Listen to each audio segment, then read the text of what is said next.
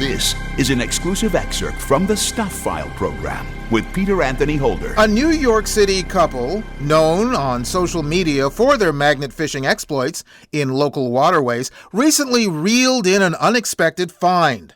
A safe holding 2 stacks of waterlogged $100 bills. James Kane and Barbie Agostini are the magnet fishers, and they join us via Zoom from New York City. Hi, guys. Hey, Hi. what's going on? Thanks for being on the program. It's a pleasure to have you on. Absolutely, this is absolutely fun. I was saying just before we started this that actually you were saying that you're getting a lot of media attention for this, and it's basically worldwide. Did you ever anticipate something like this could happen? I didn't. The spread across the planet, I didn't anticipate. You know, I thought our lives would change, but I'm still, it doesn't feel real still. Wow.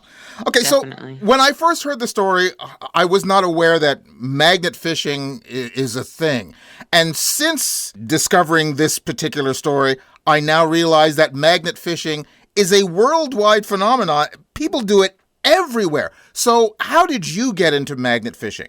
Okay, so during COVID lockdown, obviously, we watched a ton of extra YouTube, and I've always had, you know, an itch to become a treasure hunter as like a childhood dream when I was young. Like I said, we watched a ton of YouTube. I said, you know, let's go some treasure hunting and this and that, and then you see the stereotypical boats and ships and things that we'll never be able to do, being on a ship and diving in thousands of feet of water. And then I saw something else called magnet fishing, and I was like, oh, people are pulling out knives and firearms and stuff like that, and I thought it was electrical, you know, and then I found out it's just a rare earth magnet called neodymium, and it's accessible, you know. People use Amazon, and we don't use Amazon, but everyone can do it. You've been doing this since, basically, as you said, since the pandemic. So Up until now, what's the most interesting thing you found before you found this cache? Well, we found a couple of interesting items, but I'd say one that we'd say was very interesting was a grape shot cannonball that was dated back to about 250, 300 years.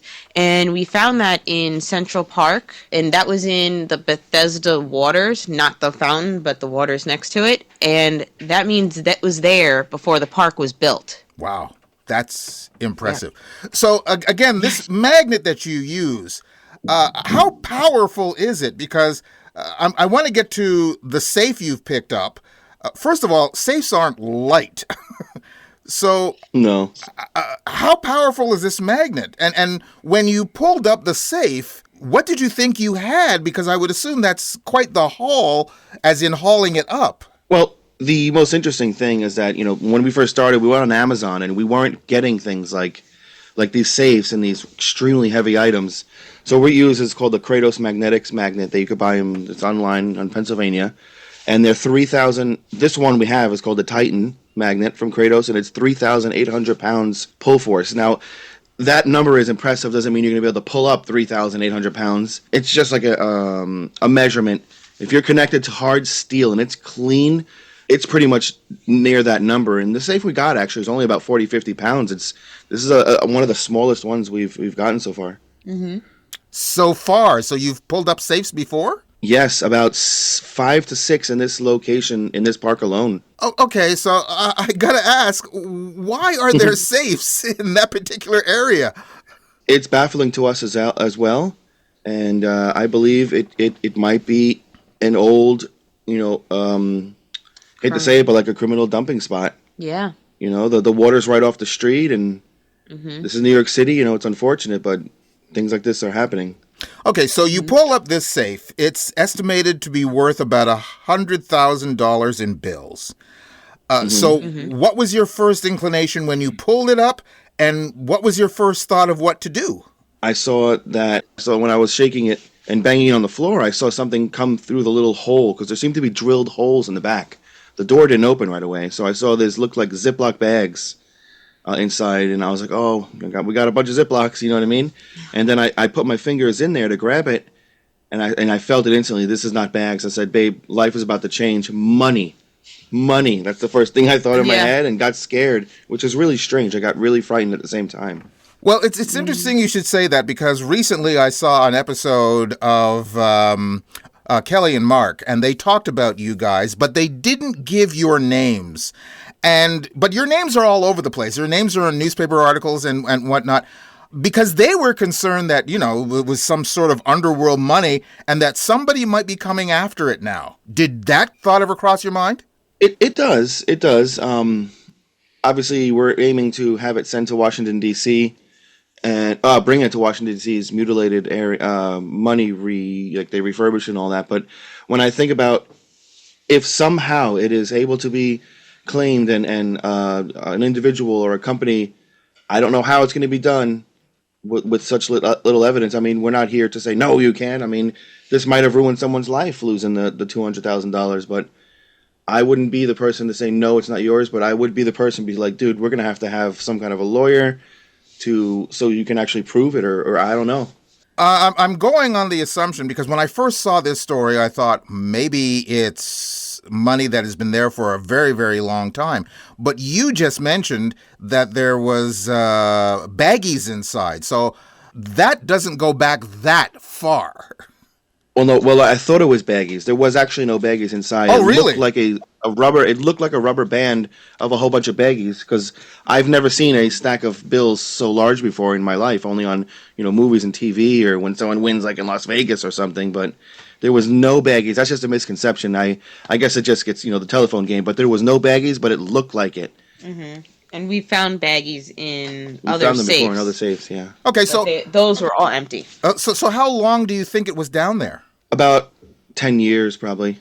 Give or take. So not too long. Not long at all. No. Yeah. No. So there's probably somebody around who either dumped it or who's missing it. Like I would assume that absolutely. either they were robbed or they were the robbers, and one way or another it ended up in the drink, so to speak.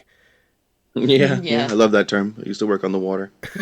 So one of the first things you did, you said you contacted the police. Immediately. I was so frightened and so joyful at the same time. I have family and friends and onlookers. I said, put that profanity in your pocket and get the profanity out of there. You know what I mean? This is no way, dude. No way you can somehow put 100,000 in your bank and they're not going to be like, yo, where'd you get this? Because we don't have anything like that at all. Then you see that in your bank, you'd be like, yo, what do you, know? Oh, yeah, it would definitely flag something. In the years that you have been doing this, have you had cause to call the police before? Yeah, an unfortunate event that happens a lot through the 5 boroughs and a little bit of Jersey that we've been doing is I would say every other trip that we go out, we find some kind of firearm in the water. And in New York City, that's a pretty big deal. That has to be immediately called in on location. Besides that, again, you mentioned you found the cannonball. I'm sure this is fun to do, but up until you finding this $100,000 worth of cash, what was the most valuable thing that you found and were able to turn around in one shape or form in order to get you some money? We actually have not sold anything. We keep very few items. Some cool things that we have, like old 1970s bus stop signs or some really old knives, and we have some really, really beautiful silverware that we found in Central Park from the Waldorf Astoria, which is no longer even there, with a Family Crest logo on it from 1926. It says that would be really cool. But we haven't sold anything, believe it or not. So you just do this for the sheer joy of it and treasure hunting, basically. One of the little things that is passed by is it really helps the environment as well.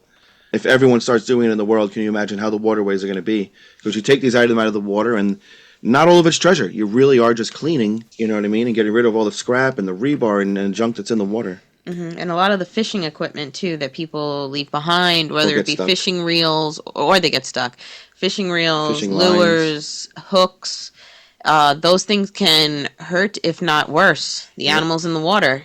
I'm going on the assumption, now that you guys have made the news with this story, that when you go out magnet fishing again, I'm sure you see other people who are doing this, but now it's going to become a craze. Yeah, we hope so. And honestly, it's like everyone's like, oh, don't tell anyone your spot and this and that. And you know what? Treasure hunting is, I'm sure we don't hold the rights to treasure hunting or environmental cleanup. So if you're going to do it, the only thing I ask is Kratos.com and get yourself an extremely powerful magnet to get these safes out of the water. And you could do it too, man. Even you. I'm surprised that a lot of people don't do this, not only on the shore like you, but probably in small boats. There are a couple of people and channels that have the ability to do that. We just don't have it like that, now. Maybe in the future we'll be able to get a small little rowboat or anything and go out there. You know what I mean? Some of the lakes and bodies of water in New York City, not the river, are only 3 or 4 or 5 feet deep. Too small for a boat. No, you can do a small little rowboat. But not a boat. Not a boat. Okay. Yeah, not a big boat.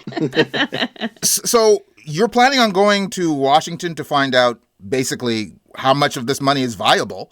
Now, you said you found $200,000, and I said in the story that it was $100,000. Are you saying that half the cash is not viable? Well, it just got telephone game since the first thing we did with NY1. It's just been changing. Okay. The estimated, what I can tell, how many there's, I would say at least $40,000 to $80,000 is there, and That can be savable. yeah, That's only impressive. you know what I mean. Only That's impressive. If everything goes well to plan, and you get to keep this money, have you already thought about what you're planning to do with it? And are you doing anything that would enhance your future magnet fishing? Well, the NYPD has released it officially to us. We're still awaiting that receipt, and we have, when we did find it, they couldn't take it. There was no evidence, and they did officially give it to us. But now we have to officially give it to Washington, D.C., and I already have communications with that. And you're the first person to hear that, by the way. They are awaiting. Yeah. And as for the future, we've definitely thought about getting things to improve our channel and things for ourselves. We talked about maybe moving down south somewhere with a lot more green and trees, so we can have a lot of animals and stuff. That's some kind of a dream of ours. And what about the safe itself? Where is that? What do you plan on doing with it? Believe it or not, I wanted to throw it out, but we're looking at it right now. Yeah, I convinced him to keep it. Yep. It's sort of a very famous item right here that we have here. That's what I was thinking. It's probably a memento for you guys. Yeah. Mm-hmm.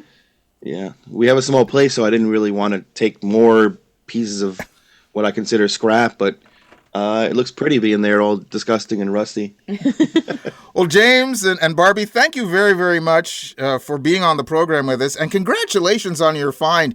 The find, regardless of that, it just sounds like a fun thing that you guys are doing, and you guys are doing together. So you seem to have a lot of fun doing it, and this is just the icing on the cake. Yep, this was the prize that's never happened to anyone I've ever seen, not being a professional treasure hunter. So yeah, this is unbelievable. Thank you. We already still loved it, so. Thank you for being on the program, guys. Thank you. Thank you so much, man. James Kane and Barbie Agostini, who made a substantial haul while magnet fishing. You can go to their YouTube page, which is called Let's Get Magnetic. And of course, you can go to my website at thestuffwile.com, check out the show number for this program, which is show number 0774, and you'll find their YouTube link. You've just heard an exclusive excerpt from the Stuff File program with Peter Anthony Holder. To hear any or all of the full hour-long shows, visit thestuffile.com. Stuff is spelled S-T-U-P-H. That's thestuffile.com. A presentation of Flying Fish Communications.